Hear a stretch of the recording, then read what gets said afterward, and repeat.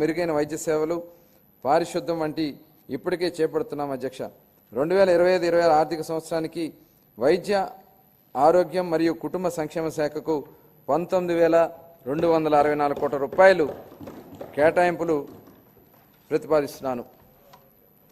పంచాయతీరాజ్ మరియు గ్రామీణాభివృద్ధి, గ్రామాలు శక్తి సంపన్నమైన స్వయం సమృద్ధి మరియు సాధికారులతో తొలతూగిపోతే దేశాభివృద్ధి అసంపూర్తిగానే ఉండిపోతుంది. దీనదయాళ్ ఉపాధ్యాయ్. గ్రామీణ ప్రాంతాల అవసరాలను తీర్చాల్సిన బాధ్యతను గత ప్రభుత్వం విస్మరించింది. రహదారులను, త్రాగునీరు వంటి కనీస అవసరాలను పొందడం ప్రజల హక్కు అయినప్పటికీ గత ప్రభుత్వం వీటిపై దృష్టి పెట్టలేదు. స్థానిక సంస్థల నిధులను పక్కదారి పట్టించడం వలన మన రాష్ట్ర గ్రామీణ ఆర్థిక వ్యవస్థపై ఇది ప్రభావం చూపి గ్రామ పంచాయతీల హోదాను దిగజార్చింది. గౌరవనీయ ఉప ముఖ్యమంత్రి శ్రీ పవన్ కళ్యాణ్ గారు మార్గదర్శకంతో ప్రజల జీవన ప్రమాణాలను మెరుగుపరచాలనే లక్ష్యంతో మా ప్రభుత్వం గ్రామీణాభివృద్ధితో ముందడుగు వేస్తోంది. ప్రజలు చురుకైన భాగస్వామ్యంతో మా ప్రభుత్వం సమగ్ర గ్రామ పంచాయతీ వ్యవస్థ ప్రణాళికలను రూపొందించింది. గ్రామాల్లో సిమెంట్ రోడ్లు, తార్ రోడ్లు, పశువుల పాకలు తదితర 30,000 పనులకు మంజూరు చేయడం జరిగింది. 4,300 కిలోమీటర్ల మేరకు మంజూరైన సీసీ రోడ్లో ఇప్పటికే 3,000 కిలోమీటర్లు మేర రోడ్లు పూర్తయ్యాయి. మరో 1,300 కిలోమీటర్ల మేర రోడ్ల నిర్మాణం తుది దశలో ఉన్నాయి. వీటి ఫలితంగా గ్రామీణ ప్రాంతాల్లో పరిశుద్ధమైన వాతావరణం ఏర్పడి ఆర్థిక కార్యకలాపాలు, ఉపాధి కల్పన జరుగుతోంది. గత ప్రభుత్వం 5 ఏళ్లుగా స్మార్ట్ LED వీధి దీపాల కార్యక్రమాన్ని పూర్తిగా నిర్లక్ష్యం చేసింది. 150 కోట్ల రూపాయల మేర బకాయిలను చెల్లించడం ద్వారా మా ప్రభుత్వం ఈ కార్యక్రమాన్ని పునరుద్ధరించింది. కేంద్ర ప్రభుత్వం జల్ జీవన్ మిషన్కి ఆగస్టు 15, 2019లో ప్రారంభించినప్పటికీ అప్పటి నుండి 2024-25 వరకు 13,499 కోట్ల రూపాయలను కేంద్ర ప్రభుత్వం కేటాయించినప్పటికీ గత ప్రభుత్వం మన రాష్ట్ర వాటాను సకాలంలో విడుదల చేయకపోవడం వలన కేవలం 2,255 కోట్ల రూపాయలకు మాత్రమే వినియోగించుకోగలగడం జరిగింది.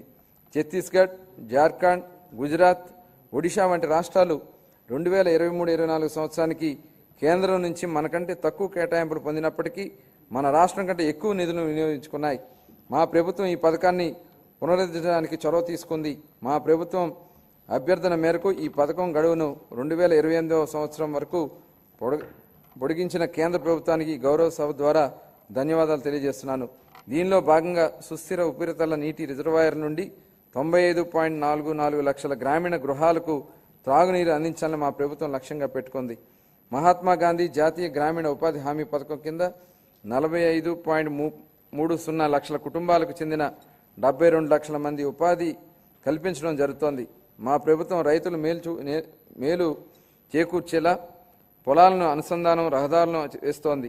అన్ని గ్రామాల్లో స్వచ్ఛ భారత్ మిషన్ కింద ఘనం మరియు ద్రవ వ్యర్థాల నిర్వహణ కార్యకలాపాలు చేపట్టడం వలన అవి పరిశుభ్రమైన మరియు ఆదర్శ గ్రామాలుగా మార్పు చెందుతున్నాయి.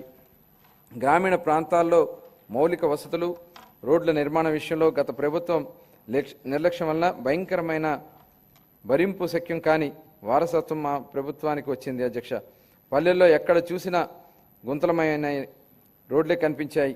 వంతెనలు లేక కనెక్టివిటీ లేని గ్రామాలకు అనుసంధానం ఏర్పడుతున్న ఈ రోజుల్లో రోడ్లు సరిగా లేక గ్రామాలకు అనుసంధానం లేని పరిస్థితి గత ప్రభుత్వం ఏర్పడింది.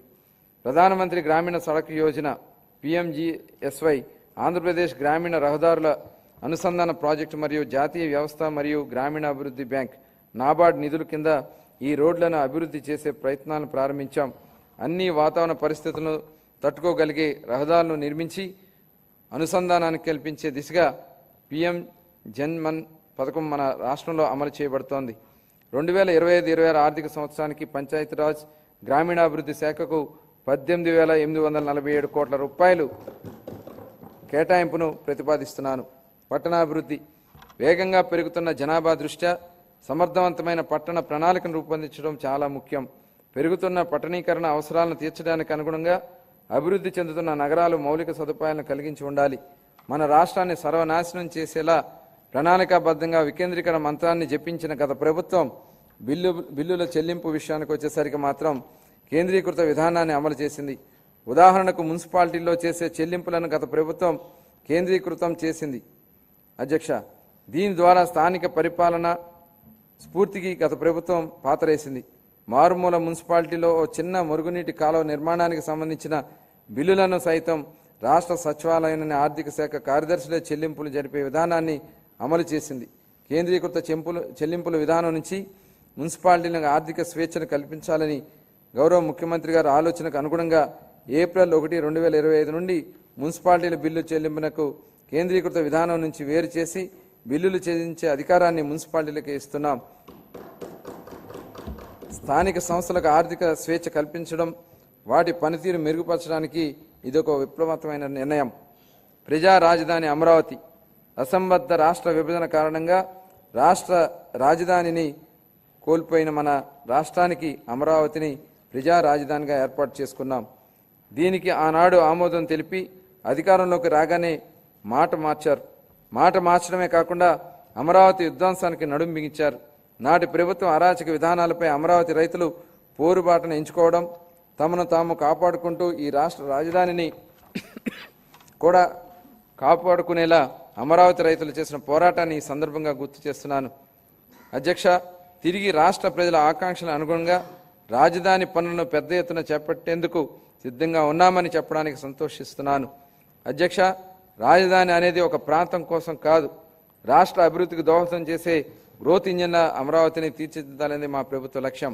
మహారాష్ట్ర అభివృద్ధికి ముంబై ఎంత కీలకమో, తెలంగాణ అభివృద్ధికి హైదరాబాద్ ఎంత ముఖ్యమో, మన రాష్ట్ర